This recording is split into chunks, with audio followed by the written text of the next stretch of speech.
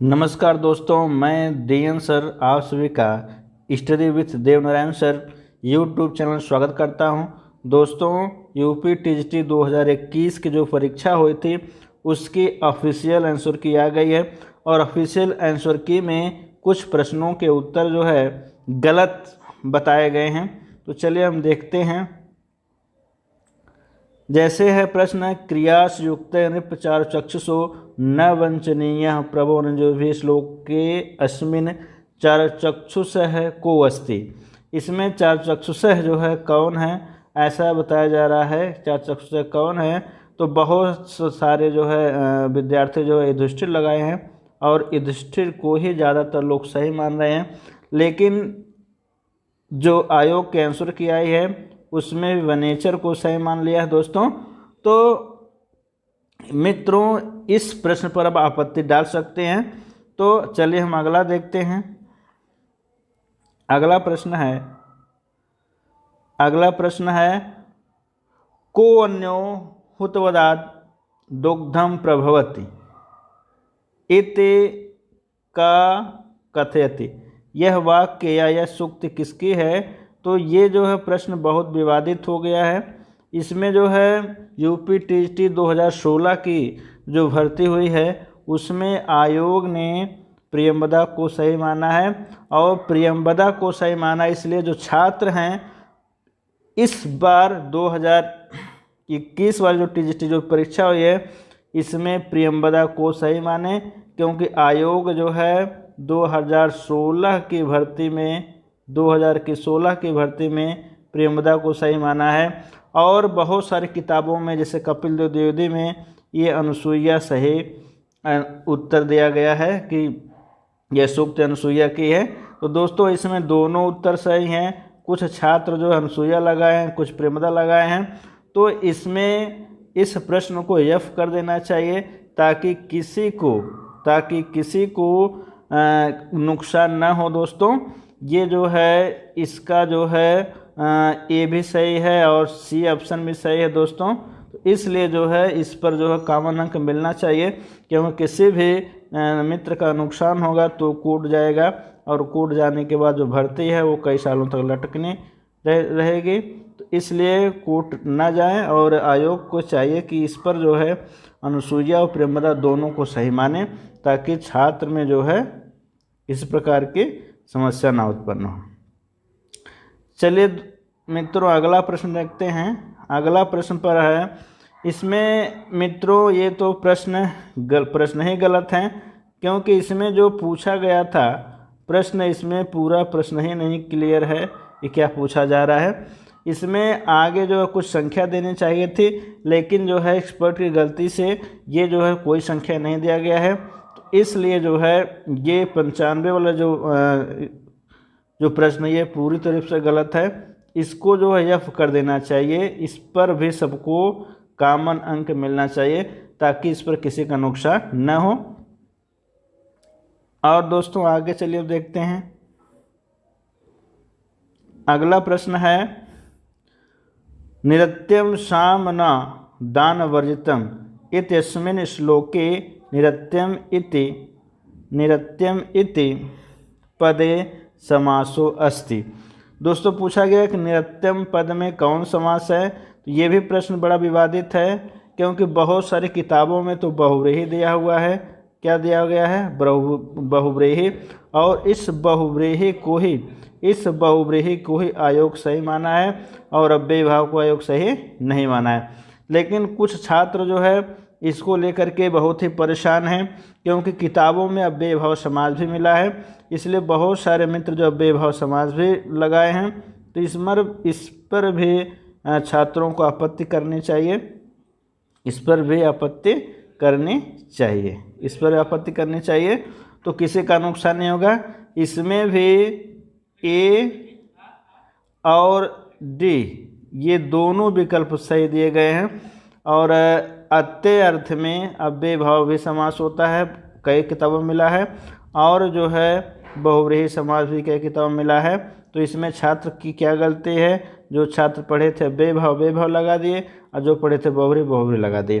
तो दोस्तों इस पर भी आपत्ति कर सकते हैं, जा कर के जल्द से जल्द आपत्ति करें क्योंकि समय बहुत कम दिया गया है।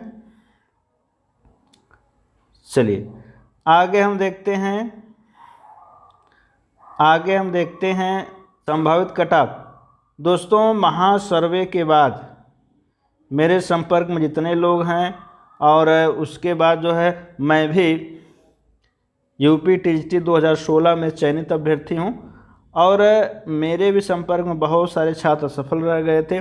उनके माध्यम से बहुत सारे आंकड़े इकट्ठे किए हैं और कई ग्रुप में जो है जुड़े होने के कारण मुझे जो है जो भी आंकड़े प्राप्त हुए हैं उन सर्वे के आधार पर इस आंसर की के बाद मुझे लगा कि इतने मेरिट जा सकते हैं। तो चलिए हम देखते हैं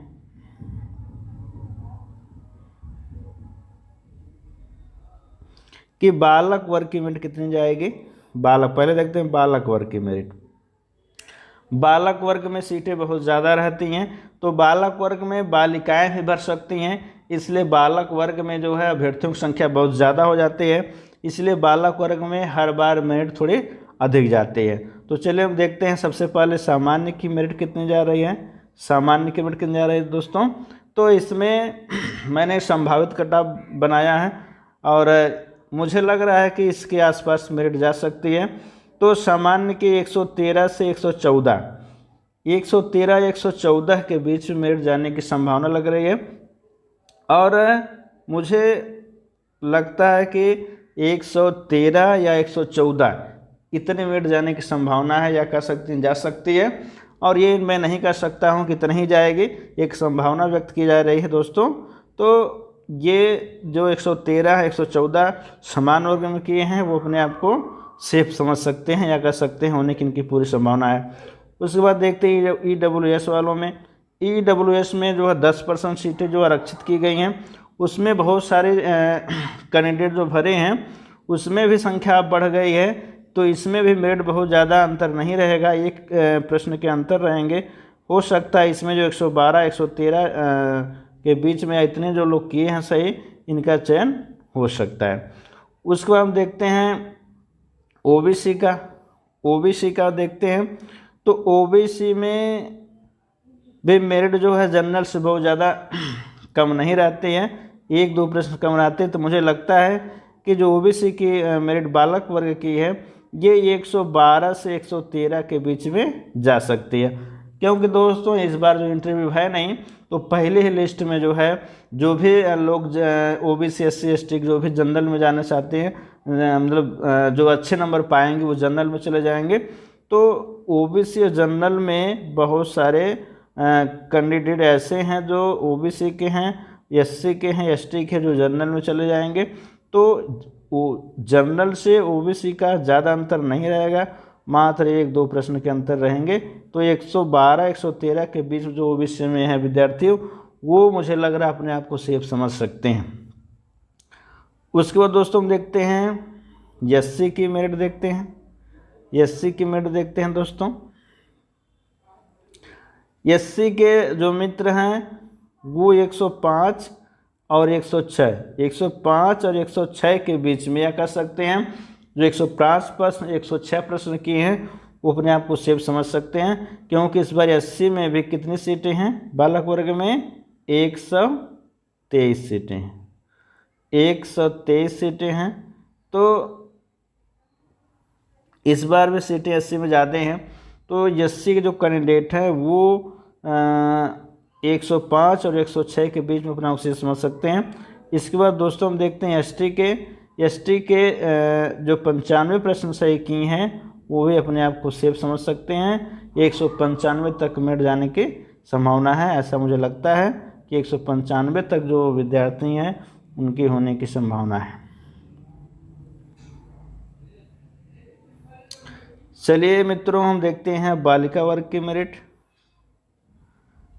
दोस्तों बालिका वर्ग में सीटें कम होती हैं और बहुत सारी बालिकाएं बालक वर्ग में फॉर्म भर देती हैं, तो बालक वर्ग और बालिका वर्ग में मेरिट के बहुत ज़्यादा अंतर नहीं होते हैं, क्योंकि इसमें संख्या कम होती है लेकिन उसके अपेक्षा सीटें भी कम होती हैं। तो इसलिए मुझे लग रहा है कि जो बालिका वर्ग में जो सामान्य की मेरिट है जो बालिका वर्ग में जो सामान्य की मेरिट है वो जो है 112 से 113 के बीच में क्या कर सकते हैं, जो 112 की 113 की हैं, इतनी मेरिट जाने की संभावना है। मुझे लग रहा है ऐसा कि महासर्वे के बाद यह कर सकता हूँ कि इतनी मेरिट जाने की संभावना है 112 113 जो महिला सामान्य वर्ग की।